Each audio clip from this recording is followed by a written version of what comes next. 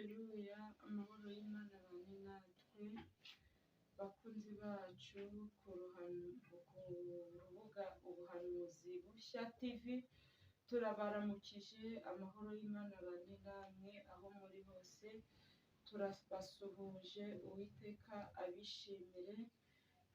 Tugiye gusenga Imana kugira ngo Imana ibane natwe muri byose. Njya nkunda ijambo habeho muri bya bindi uri kubona byanze, habeho imbaraga z'Imana, habeho imbabazi z'Imana. Hari ijambo riri mu Itangiriro 1:3-6, aravuga ngo nuko habeho isanzure ibaho, igeze kuri 6 nuko iravuga habeho umucyo ubaho, ibyawe Uwiteka abishyiremo umucyo, abimurikire umunsi wa none. Imana ibagirire neza kandi twiteho. Shalom shalom, amahoro y'Imana abane namwe muri byose.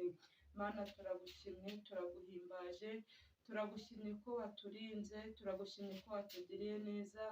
Izina ryawe rihimbazwe, izina ryawe rishyirwe hejuru.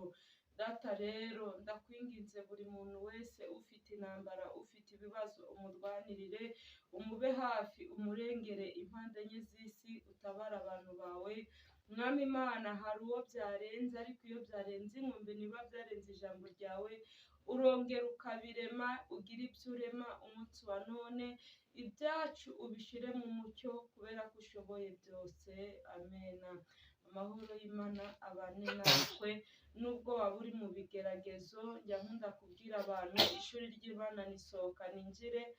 Nubwo ibigeragezo byatumirana ku buzima bwawe, icy'u Rwanda kigatumira icy'u Burundi, cyangwa icya Kongo kigatumira icya Uganda, uhumure, dufite Kristo ushoboye byose.